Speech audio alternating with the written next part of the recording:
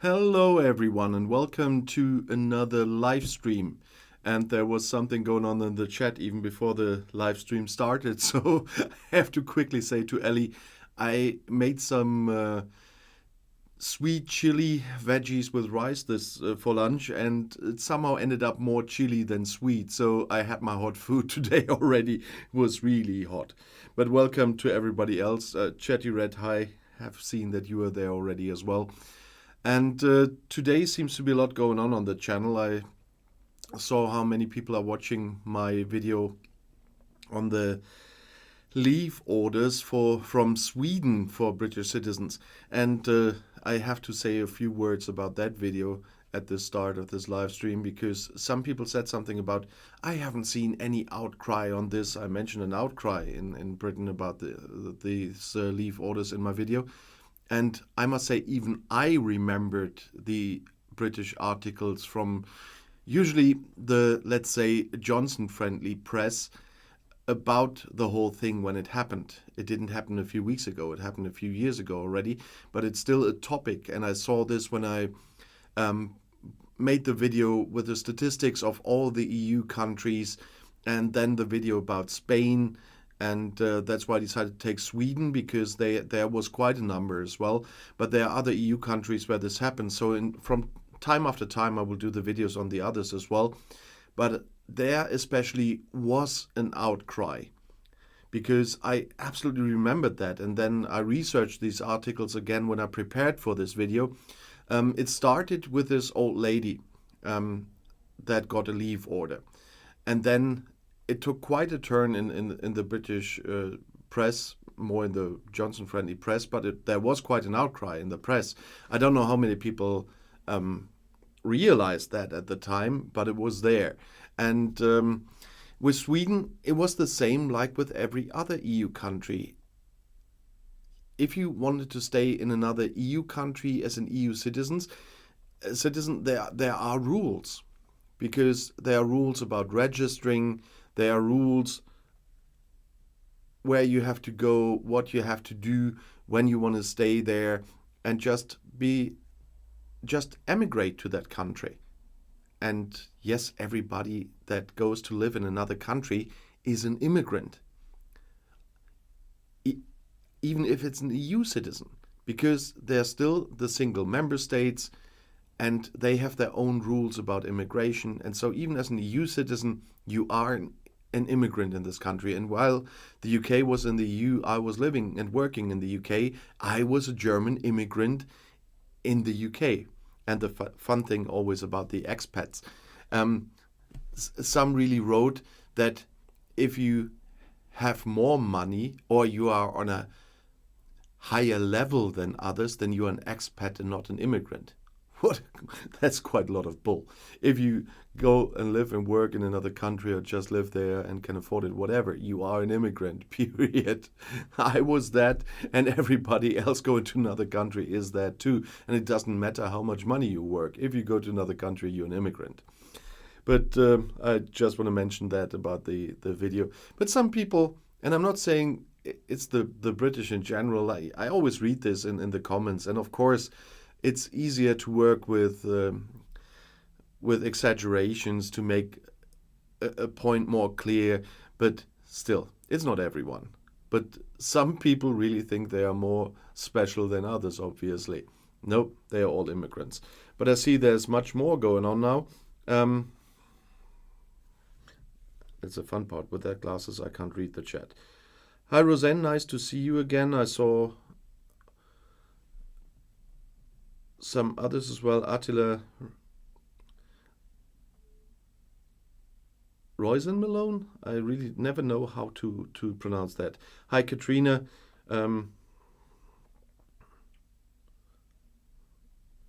What did you do? Verti, what did you do again? There's a little bit too many emojis. Nightbot doesn't like it.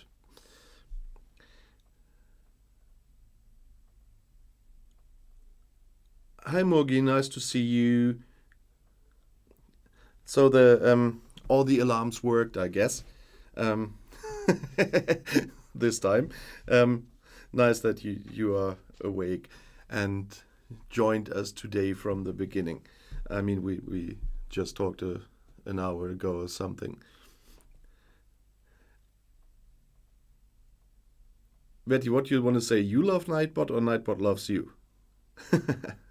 Hi, Joao. Nice to see you too. The Swedish part, as I said, there I will make videos about a few other EU countries as well that did the same, that sent out leave orders, because I want to make clear as well in those videos what the rules are, even for EU citizens to live there legally. And the point is, all the parts from the withdrawal agreement only count when you lived in that country legally before Brexit. It was the same with my German friends in the UK. And one of them is visiting my hometown here at the moment. And it was, of course, easy to get a permanent residence, and even shortly before Brexit, if you were living there legally all the time. And that's the point. And it's the same point with the European country, with the continental European countries that are members of the EU. And I still can't understand why people are talking about punishing people. Well, yeah, they are punished for not obeying the law before Brexit when they lived in that country. And it's really funny that some people are saying they are still flying under the radar. Whenever they get checked on some highway or whatever, because they're driving or whatever they do, and they get caught, they even will face criminal charges. And they shouldn't forget that. If people are still doing that, they are illegal immigrants in that country. And that's a term we hear usually from another side. But that also applies to British living in the EU without a residence permit. Nevertheless, that was just some catching up. I mean, this week we had not enough topics already, and one of them definitely was the by-elections. I talked about them in the videos before the by-elections already. We were talking about what we can expect. And the fun part in these by-elections is, once again, how they are selling the whole thing. I mean, there were 3 by-elections from the Tories. 2 because of scandals. Boris Johnson resigned because of the inquiry committee, because he didn't want to face the consequences in Parliament. And then he even got a higher punishment than they all planned in the first place. Then someone resigned because of a sexual abuse scandal, and the third resigned out of protest. So we had 3 by-elections on Thursday. And they are still selling it as if it was a win, because they didn't lose all 3. Why they didn't lose the one, I get to that a little bit later. But they lost 1 constituency to the Liberal Democrats. That was, I have to read that because I cannot remember all those names.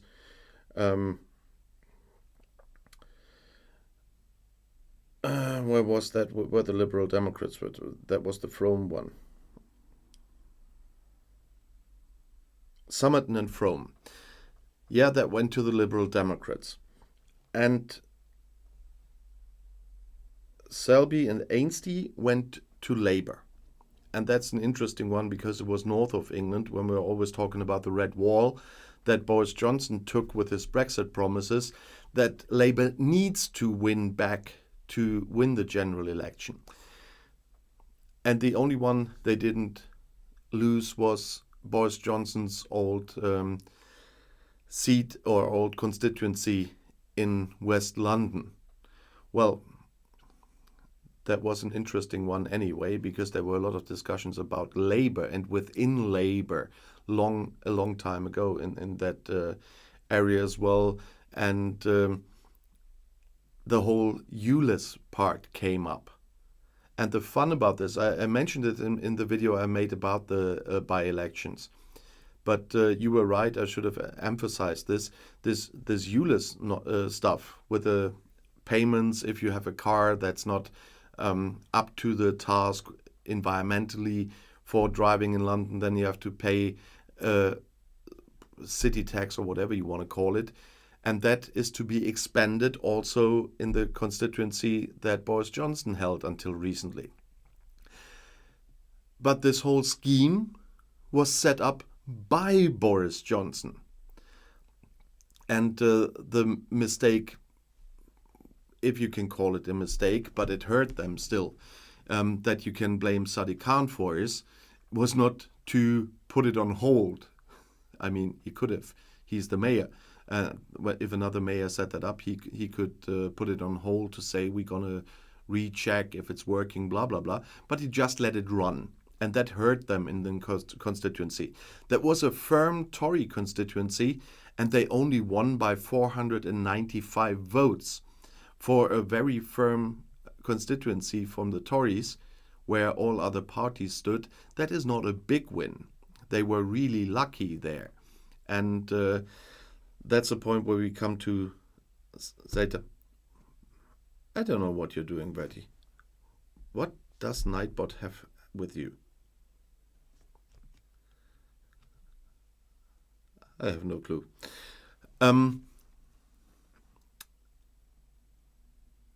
Labour could have won it, by the way. But what I saw in these by-elections was, again, what I saw in the last elections where they didn't do it, and they still have to think about it for the next general election, because the Liberal Democrats are a force to reckon with in an election nowadays. And if they weren't before, you can always discuss that, but they are a force you have to think about. And you have to, if you want to beat the Tories, even in this condition, you should think about, are we running in this constituency? Who has the better chances? That is something, especially in this first past the post system. Here in Germany, you usually don't think about that. In some cases, it happens because of our first vote. Our first vote for parliament, that's the direct vote of a candidate, is first past the post. The one who wins that gets into parliament. But we have a proportional representation system as well, and that decides how many people from a certain party get into parliament overall. And so on the proportional representation, no one will skip anything for another party. But on the first past the post thing, the first vote, what we call the first vote, there we had the cases where people said, no, we're not running, so they have the best chances to beat the others when their parties close to each other. And that is something Starmer really needs to think about, because all parties were running everywhere in this by-election. And the Liberal Democrats won one, Labour won one, and both lost one, because one of the reasons was they both were running there. And so we will see if they will talk about this in the future, in the run-up to the campaign for the general election. We still don't know if it will be in the... Most people always speak about the autumn of 2024. But the Conservatives have time until January 2025 to have this next election. And we will see when it will be. Nobody knows that nowadays. But I see that more people have joined us. And it's quite nice to see you. As I said, it doesn't matter how many are watching live. If it's just a few, it's what are we at the moment? 21? I still really like to do this. That's why I try to get it running again. And it's nice to interact directly with you guys. And that's why I don't really care about those numbers. Other people will watch it later, but it's really nice to see you once a week in person, so to speak. And I don't have the time always to read your comments, but I often read them afterwards because it's quite funny sometimes. But it's hard to keep track while I'm trying to talk. I'm a man, I'm not that multitasking able. Yeah, Ellie will know what I mean. But nevertheless, Labour got one thing done with this election. They got the youngest member of parliament now with a win in Selby and Ainsty. Keir Mather is now the youngest member of parliament. That won't harm either, because that's something that's discussed always in our parliament as well, to have a good mixture. it's bad in our parliament. It's even worse in the British parliament. So this definitely won't hurt to get maybe a different view for a change as well. But it was a big loss for the Conservatives, no matter what they're saying now. Of course, it spared Sunak of a few things.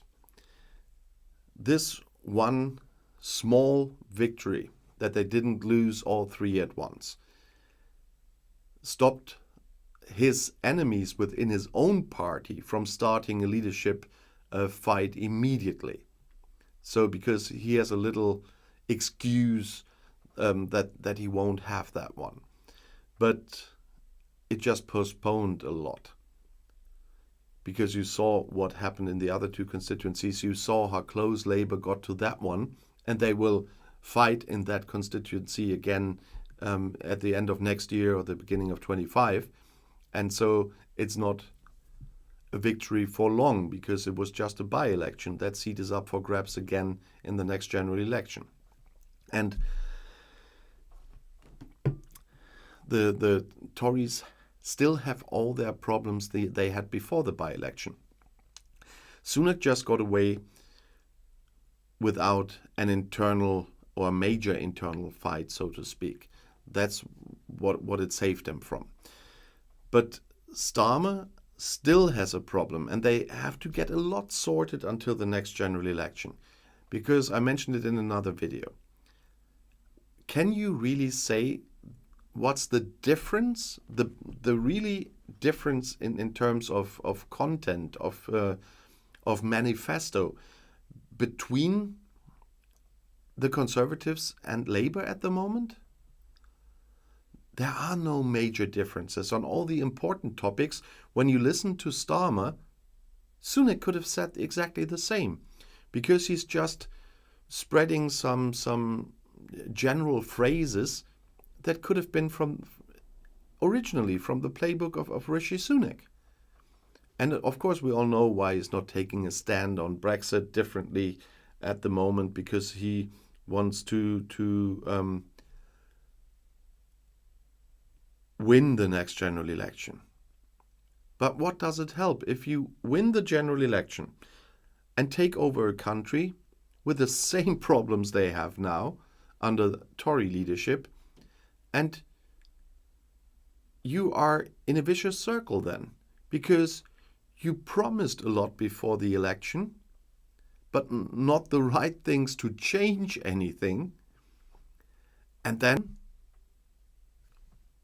your choice is to stay on that path that will not get you anywhere, or to break kind of any promise you made before the election.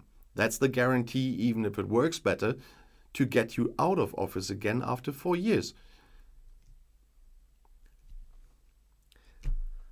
That's a big problem now. Why I'm not a big Labour friend anyway.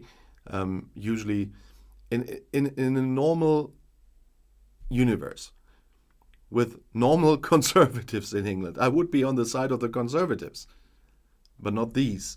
But so I never was a big Labour friend. But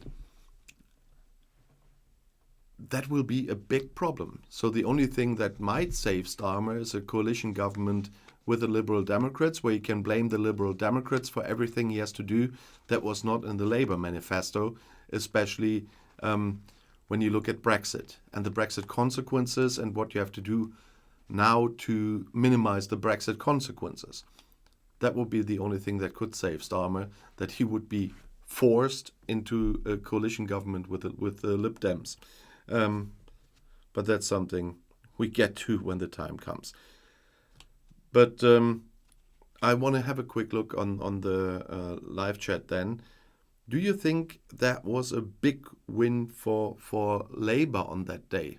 I mean, I will have to wait 1 or 2 minutes to see that, because you won't even believe the delay. I said it last time. What I see on different screens here is quite interesting, because I have one screen for my streaming software, then I have my studio on YouTube Studios where I put it all together, and then I have my um, the video here, how it's running on your end, and they all three have different timings. And so I guess until I see a reaction from you on something I said, it takes a few minutes meanwhile. But do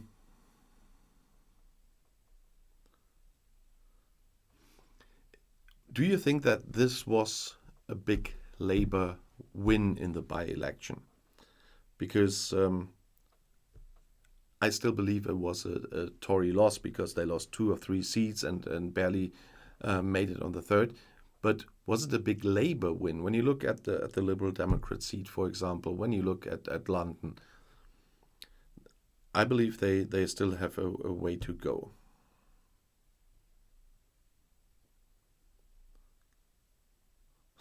Verti, are you having some kind of beef with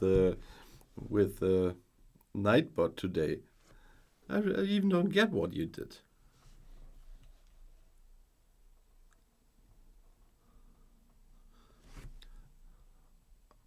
Or you're writing too many messengers. That could be something that Nightbot doesn't like either. Yeah, Nightbot is a nice thing, but sometimes I don't understand it. But nevertheless, still do that. I mean, comment. No, come on.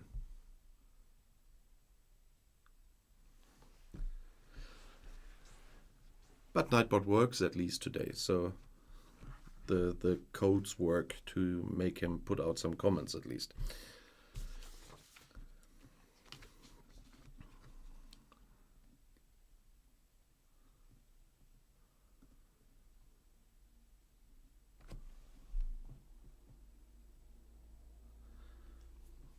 Yeah, Katrina says Summit and Frome was down to tactical voting, but when I checked the candidates before the election, I had a look at all the candidates. That's why I commented when Ellie asked one point about the candidates, where I brought up the funny candidate in Selby and Ainsty. I forgot how the name of his party, but it was quite funny. That was the one with a leopard hat. And of course, Count Binface in London.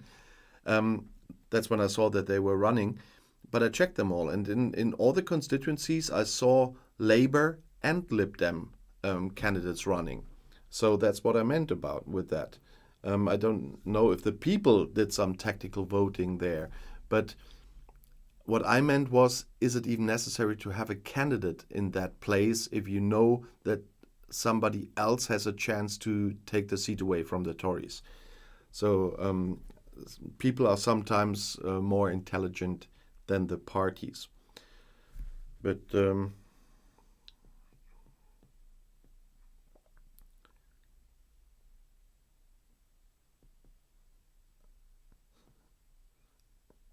Maggie, the Tories are not conservative anymore. They're crazy.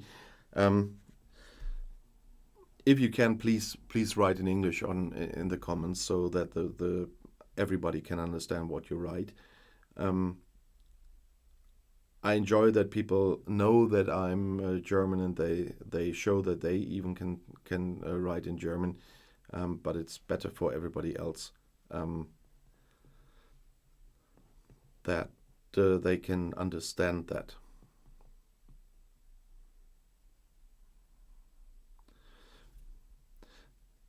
Yeah, thank you, Katrina. That is a point when they didn't campaign in those constituencies, that at least was a starting point. The problem there is, and you can take the USA as an example, that people often don't get it and just make their cross where they are used to, so that people don't get if they campaigned or not. There is a fun movie with Eddie Murphy. Yes, I'm old. It's an old movie, but Eddie Murphy is running in this movie for a seat. I guess it was the House of Representatives, not the Senate, because he has the same name as the deceased member. And the people just and of course it's a fictional movie, but the people just crossed that name because they always voted for that name. And that really happens in reality. I mean, it happened before that in the USA, tons of people voted for a candidate that wasn't even alive anymore. And it happens that people just make the cross where they always made it. They didn't get anything from any campaign. Sometimes don't know what they're voting for. Seriously, I'm absolutely sure that about 80% of the people that voted for my list here in the district council don't even know about the existence of the district council. They saw our names on the ballot paper without knowing what they're exactly voting for and made their cross there. Because people are not informing themselves proactively. That was the same problem that was one of the biggest Brexit problems in the campaign. People didn't inform themselves proactively, and we have the same here. Oh, I know that name, I make the cross there. And the same happens if you have a candidate and not, if you stop campaigning or don't even campaign there, you still have that name of the party on the ballot paper. And that is the point. There are tons of people that will just make the cross there at that party because they are used to do that. And that is what I meant. They have to think about, are we really setting up a candidate in these constituencies? So because a lot of fun happens there. And I know it from personal experience. I don't know exactly what you do there, but I voted for you. And another example for this is what happened after the Brexit referendum.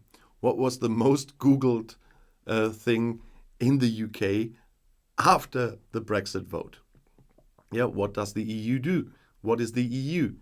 They all Googled it afterwards because they had a result there. And then they wanted to find out, oh, what have we voted on?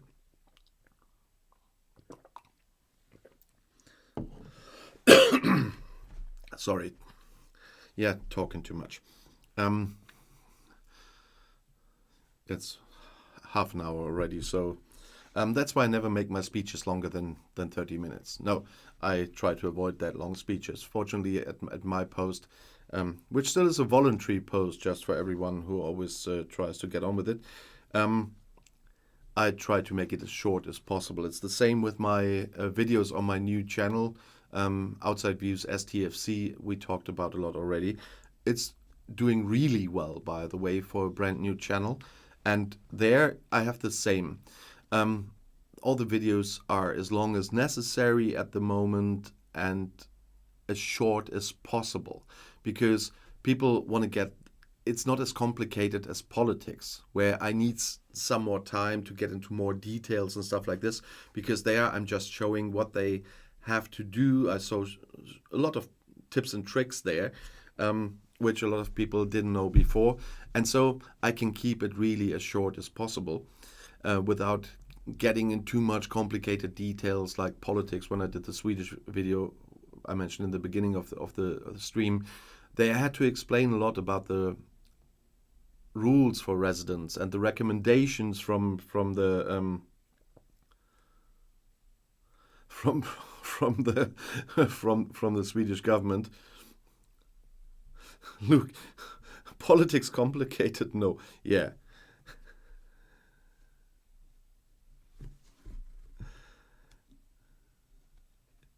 Yeah. And as I'm still saying this, Murgi, it's your fault that I have so much work on this other channel. It's your fault. But I will still have a lot of work there in the future. But I mentioned Boris Johnson today already, and so I must not skip this week the news that were quite interesting about the WhatsApp messages. I talked about this in the last live stream last week, and said that he couldn't find the PIN code for his mobile phone so that they couldn't open those WhatsApp messages the committee wanted for its inquiry. And now the news came out that they can access this mobile phone again. But the fun thing is, I on purpose didn't look it up on British media, because we had two versions here in German media. And the one is, that's always the interesting one, some very good technicians hacked this mobile and finally got to the messages. And the other information I got here in Germany was someone from his staff found a piece of paper where they pinned down the code on, where they just wrote it down, and then they opened the mobile phone. I mean, you know what's far more interesting if you make a movie out of it. But so I didn't check that one, what was true now, but it was a fun story. A piece of paper just in some drawer, or some fierce technicians fighting with the phone and fighting it so they can get the messages. But nevertheless, they will be out now. And there is probably no excuse now anymore. I mean, they lost at court, and so they will have to hand them over. But the reason why they obviously tried all these stunts is that not only Boris Johnson, I mean, he resigned already over it, but also other members of cabinet, including Rishi Sunak, who we must not forget was Chancellor of the Exchequer at the time, doesn't want that his messages about what happened in the government during the pandemic he definitely doesn't want to know how much he did probably wrong in that time. Otherwise, if he didn't think he did something wrong, he wouldn't try to block everything with going to court, and now they're stunned with a PIN code. No one can access the mobile, etc. There must be something behind that some members of cabinet are quite afraid of these messages. So I'm really looking forward to the results of this committee, and I guess many people else will do. I will somehow have to adjust Nightbot for Verti because there is something.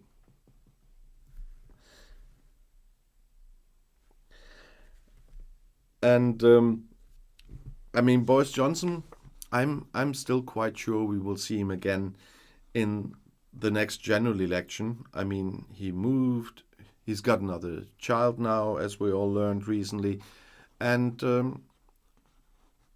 when I got it right, he moved to a constituency that is quite safe. So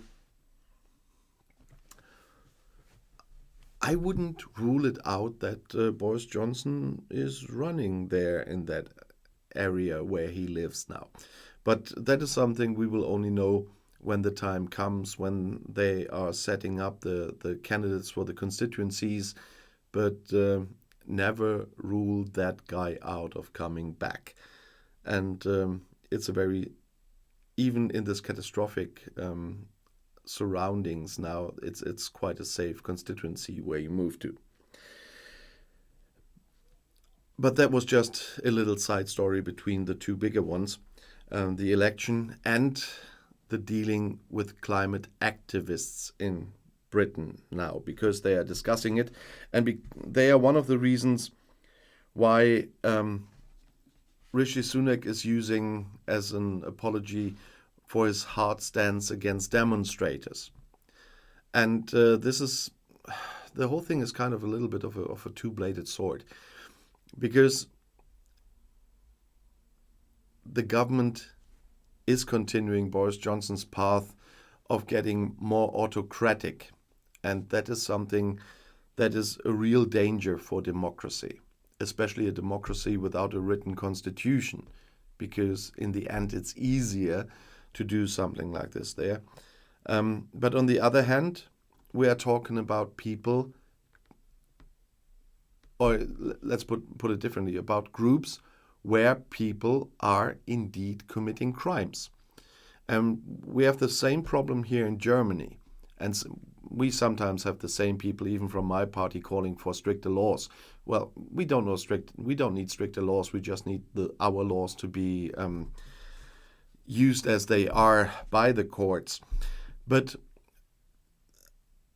especially in the last generation, there are people that are committing crimes. We recently here had it that they were blocking airports. And this is something really serious because they were gluing themselves on the runways. This is dangerous like hell for passengers. Just imagine someone saw that too late and a machine was landing there or whatever. And that could have caused a lot of deaths. And so it's never just to commit crimes to make a statement. And that's a point that I mention a lot of times in my videos, and that's a point I'm sticking to. And there you might say, there you see that I'm a conservative as well. But you can protest legally in a lot of ways. But you cannot commit crimes for that. But that is no reason to limit the right to demonstrate in a country, as the current government is still trying to do. I mean, they're bringing up more and more laws, more and more stricter laws.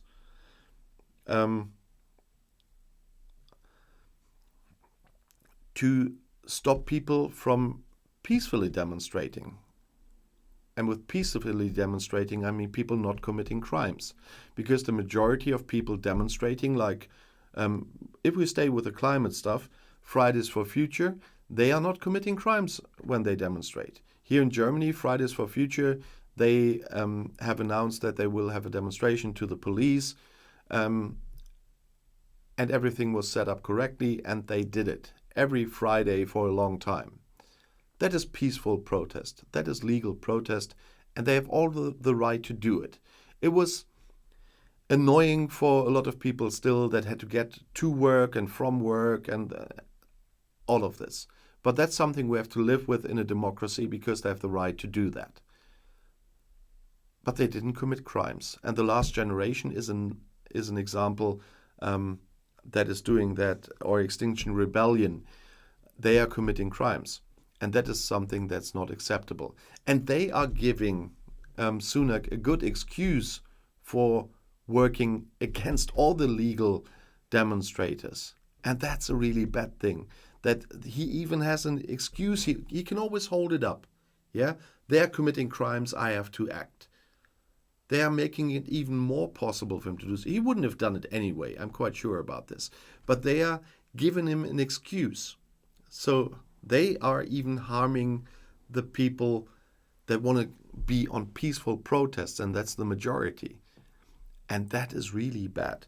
And so, of course, in the climate action, you can have a lot of different opinions, and you have the right to demonstrate, and the state doesn't have the right to stop you from peaceful demonstrations. There are very limited cases where they can, for very, very certain punctual reasons, to stop a single demonstration or not allowing it.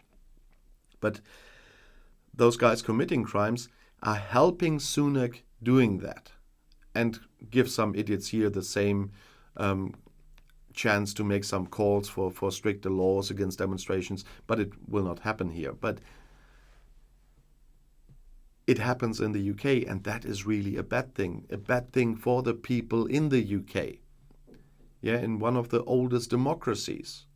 They have some problem with evolving their democracy with the time and some evolution that was needed. But they are still one of the oldest democracies that's now turning more and more autocratic. And we have the same problem probably tonight.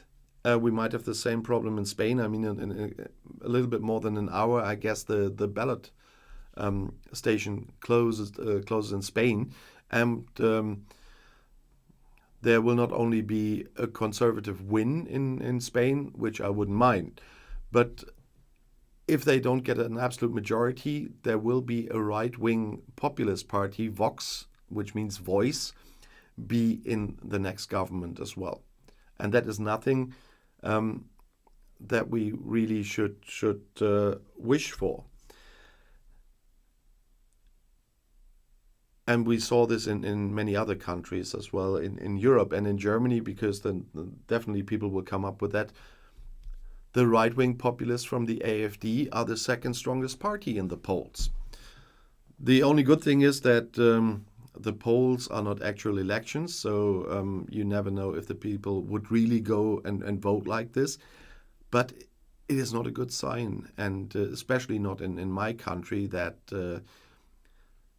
people that are relativizing the Second World War and what the Nazi regime did are getting that high in the polls just out of protest.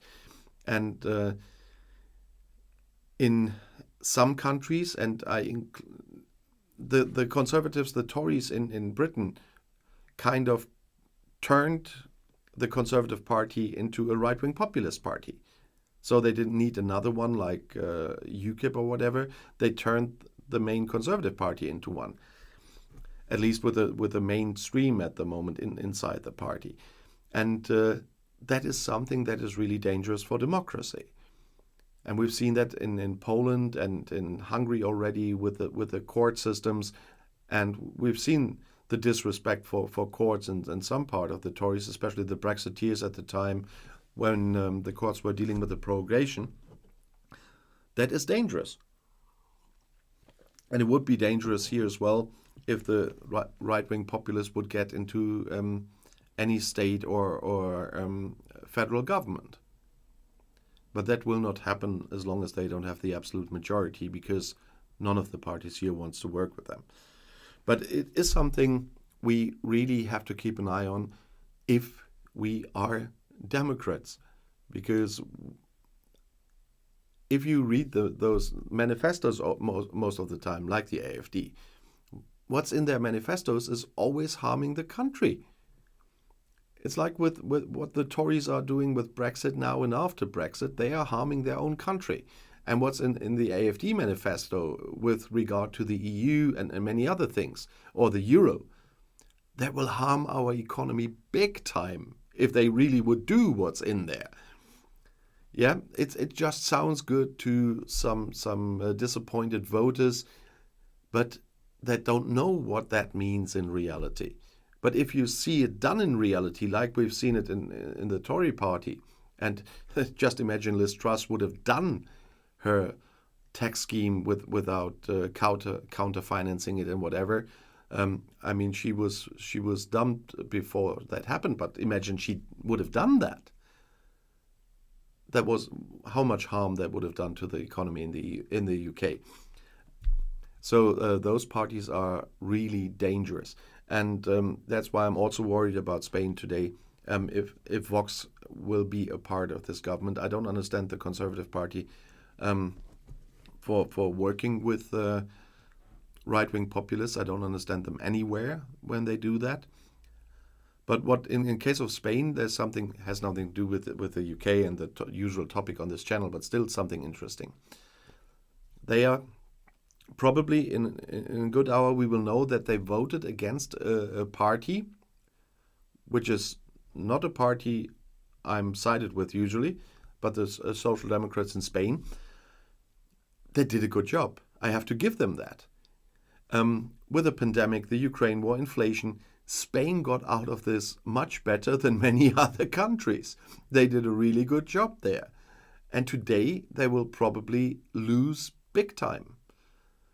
They did a lot of good in the beginning of the Spanish EU presidency they are holding at the moment, and a lot of other things.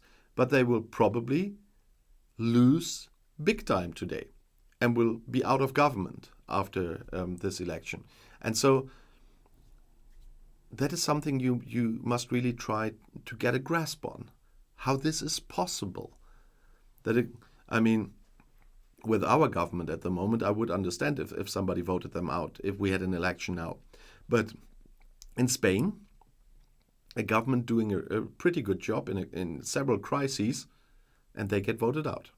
So the campaigning, the campaigning obviously matters a lot. And the information of people is, well, another thing. But nevertheless, we were the climate activists and the stricter laws. I'm really waiting to see what else Suella Braverman bring up in further plans in the demonstration laws, because against this people that are just going for a walk as a demonstration, I mean, yeah, we know that here, and stuff like that. There will be a lot coming. I'm quite sure about this, as long as this government is in charge, and especially the closer we get to the general election, they will have more and more new plans, like on the immigration part, with their barges, with their flights to Rwanda and whatever. So there will be new ideas coming, and I'm not really looking forward to it. I'm looking forward to it reporting-wise, to know what they are planning, but I'm not looking forward to it for the people in the UK to see this happening. But I also have another sad news that is might be a little bit more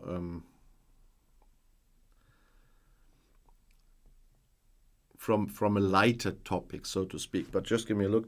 Joao was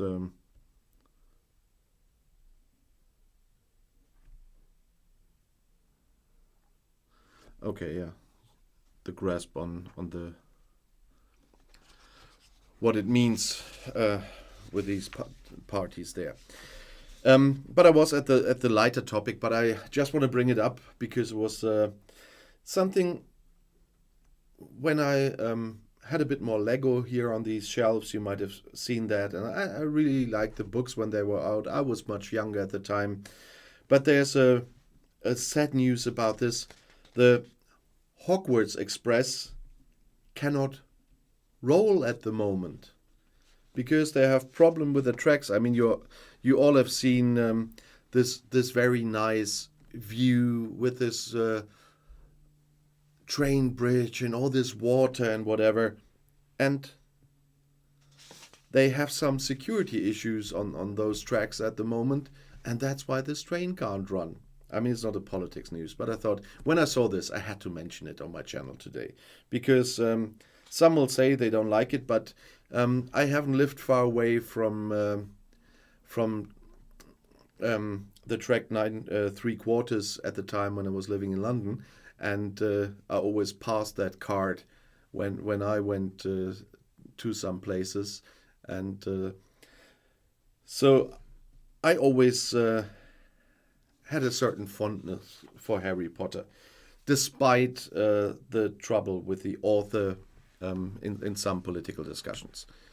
But that is something I always wanted to do when I finally have the chance to visit Scotland. I would have liked to be on that train, not on the Hogwarts Express, but on the train that's riding exactly there, and this great panorama there. That's a really nice scenery.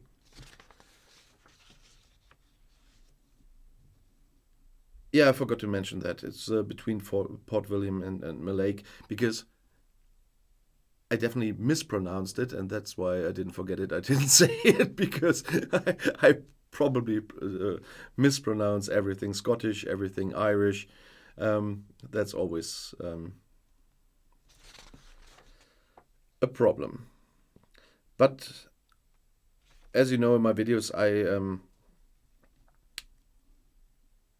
don't keep it secret if there's some positive as well. And the British retail has been doing better now than expected, because in June, retail got a rise at 0.7%. Sounds not that much, but it's the third time in a row, and that's good news for the retailers in Britain. And the experts expected something between 0.1 and 0.5%, so they are doing better than expected, and they will be on a better track. I mean, inflation and the all-over growth in the economy is not looking that good, but at least retailers But there's one issue I mentioned last week already, and when I talked about two friends still living in Britain, was the thing with the pay raises for employees in the public service, and how Rishi Sunak wants to finance this. Because in one of my videos I said he doesn't want to finance it with new debt. He wants to make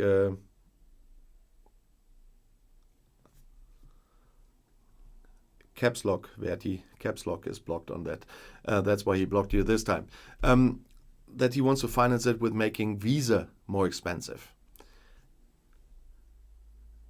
And the friends I talk to are now counting on having trouble with fruits and veggie from a certain time again, because if he really does that, in a shortage especially of workers from the EU they need for agricultural workers and so on, and then make the visa more expensive. I mean, we're talking about the shortages, the worker shortages all the time. And we're talking about that with the exceptions they made, with a cheaper visa, there are always fewer people coming than before, much fewer. And then make the visa more expensive. That will not bring the people into the country you need during a shortage, a staff shortage. No, it was a full caps lock comment. Ellie, yours was just partly caps lock. That's probably the difference with Nightbot. Yeah, I had some when I started first. I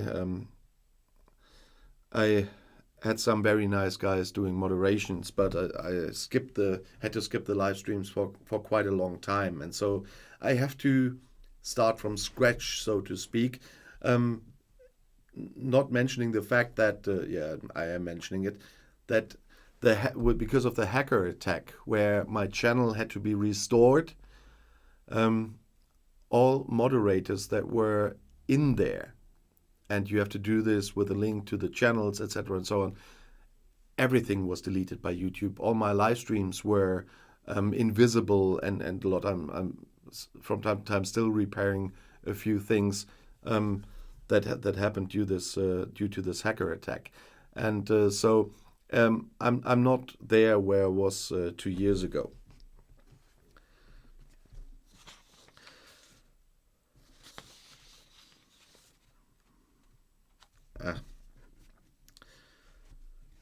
There's one thing I wanted to mention last week, which I haven't mentioned, so I want to do it this week. There's something, my state here, that's North Rhine-Westphalia in Germany. We are, for those who don't know that, of course, we're a federal country. We have 16 states, and that means we have 16 state parliaments, 16 state governments, and a federal government. And there are topics that are to be dealt with on the federal level. There are topics to be dealt with on state level. And the states also have the right to make it easier for their economy and for the people in their state, even in the international relations. And the Secretary for work at the time, it's nothing brand new, but they did it.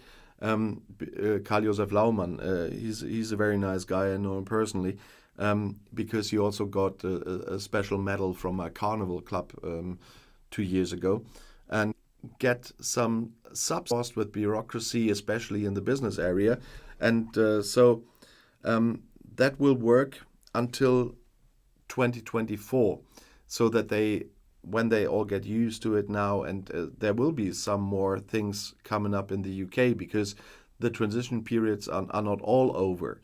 And even though some transitional periods were over, it wasn't really put in action in the UK yet. And so there are still new things coming because of Brexit that are not active yet. And that's why they set up that they can claim up to 150,000 euros for this trip. And it's for a maximum of 4 weeks and a minimum of 1 week. and it must be a professional stay in the UK. It's called NRW Exchange, and it's for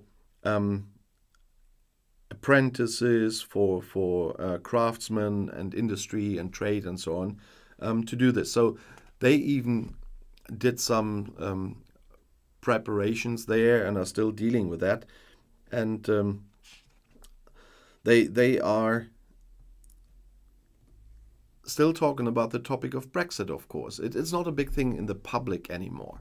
So in the German public, you only have the topic of Brexit when we in personal talks, of course. In my case, people that know what I'm doing here on this channel ask me more often. But when the topic comes up about certain stuff is not available here anymore, or other things that were imported from Britain in the past are now produced in the EU. I said it in one of my videos, a lot of stuff that was British, and it's still a British company, that I can buy here is now produced in Germany. Or for the friend that's now here, I got some cider. It's the same brand name like in the UK, but when you look at the bottle, yeah, produced in Croatia. Croatia is another EU country, so it's not a problem to produce something in Croatia, sell it in Germany. But that's a British brand, and they are producing their cider now in Croatia. That's another benefit of Brexit. So they had to set up more facilities here probably, because in the past, before Brexit, when you bought it here, it was made in UK, and now it's made in Croatia.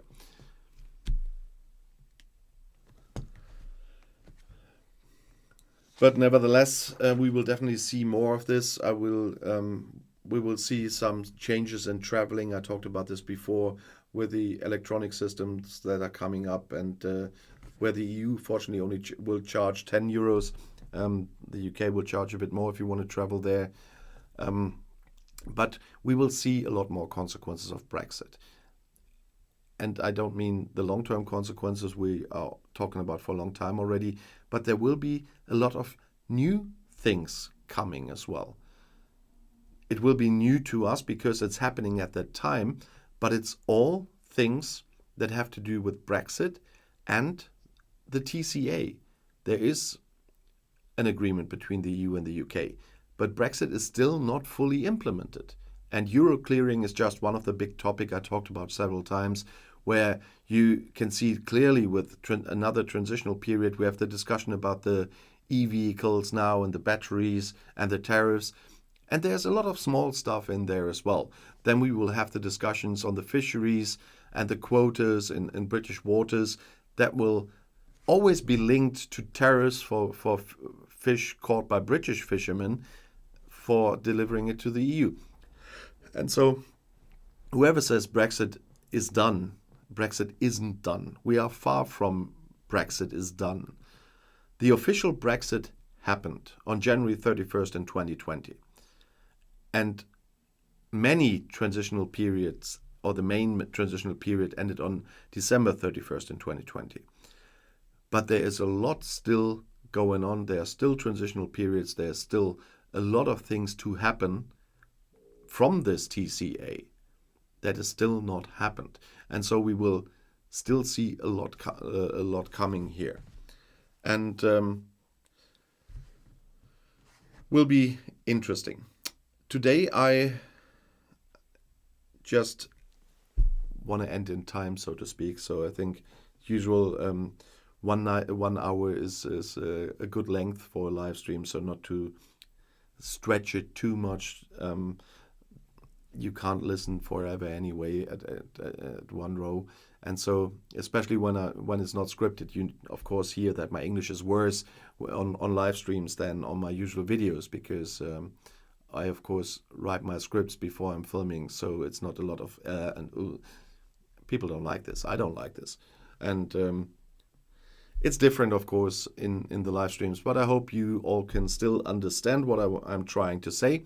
And I still hope you all enjoy my live streams. And Mugi, I'll see you in a few minutes. We have to talk about a video that just came live an hour ago, and on Outside Views STFC. If you still haven't visited me there, come have a look. Maybe in the end you will like that game. But that channel is really doing well. It's still brand new. It's a completely different topic than what I did before, and it's doing really well. And if you haven't seen the Sweden video yet, have a look. And